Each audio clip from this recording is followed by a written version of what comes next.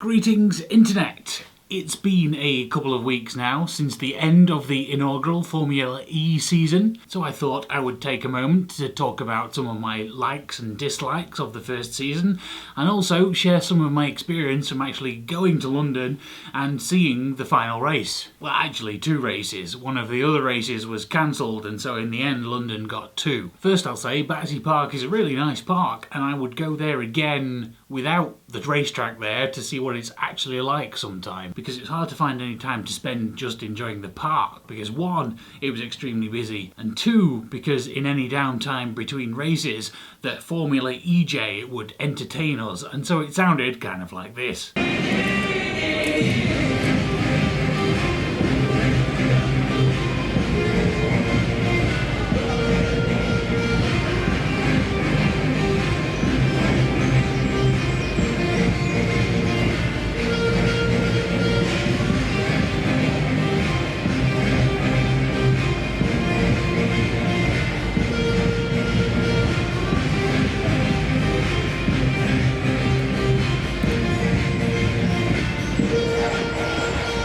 Second minor complaint, which has nothing to really do with the racing and probably more to do with Battersea Park management, is that the signing was terrible. And just to confirm, I'm talking about labels and directions of where to go, not the driver autograph session. There were various stands all around the tracks, and on the Saturday I had a ticket for platform 21.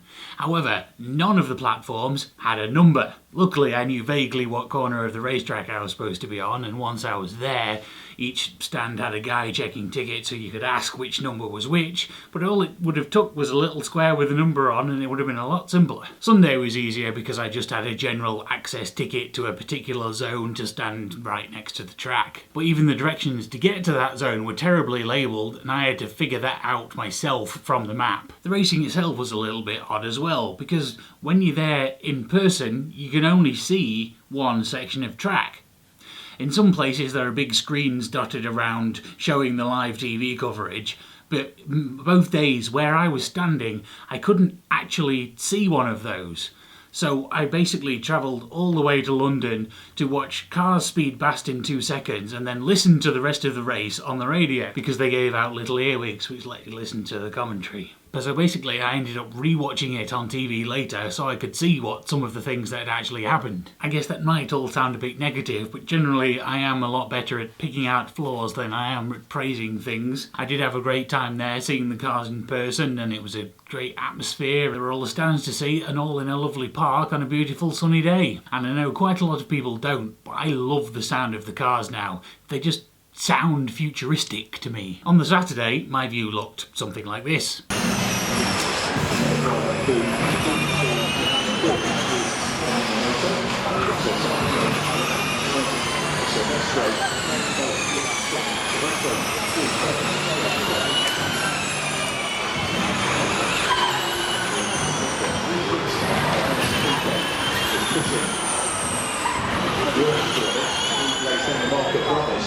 On the Sunday I didn't actually end up taking any video in the end, but over the weekend I did take quite a lot of photos, and they're all linked down in the doobly-doo if you're interested in having a look. But I was spottable on the TV briefly. When he came into the championship a few rounds ago, he hadn't been in the racing car for an awful long time, and as a result was quite a way off the pace, but he's getting back into the flow now. I did get some footage at the final podium celebration, so you can see winner Sam Bird getting his trophy.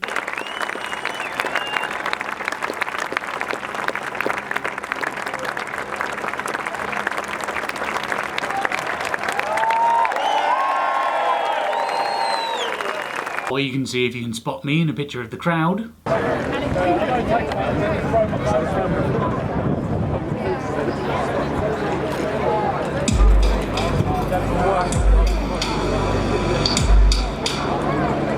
Generally the crowds were massive, and the whole thing was sold out both days as far as I'm aware, so it's good to see that it has generated some popularity and interest.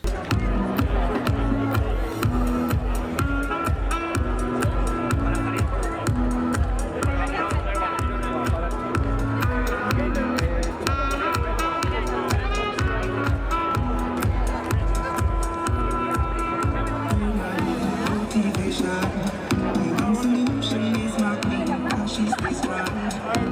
Generally all over the entire season, the racing's been a bit hit and miss. It's either very processional or suddenly really exciting, and that's often left quite towards the end once the drivers know how much power they've got left in their batteries to use. But I would say it's been really good for a first year of a brand new thing that no one's ever tried before. I expect it's going to be a lot more interesting next year when the teams get more opportunities to develop their own cars rather than all basically using the same. I suppose as long as that doesn't end up with one team becoming super dominant like we're currently dealing with in F1. But to be honest, I imagine it'll be a few years till someone figures out how to do that. So overall, my biggest complaint about Formula E's first year has been ITV4's pre-show coverage. It's been generally bland and uninteresting, and it's got to the point where I would record the races and completely skip that bit. So hopefully that's something they can work on while their teams themselves start working on the cars. At the end of year one, I definitely consider myself a fan, especially of its ideals of creating cleaner and better tech for future road cars. I'll definitely be watching again next year, and if the tickets stay at their cheap level that they are now,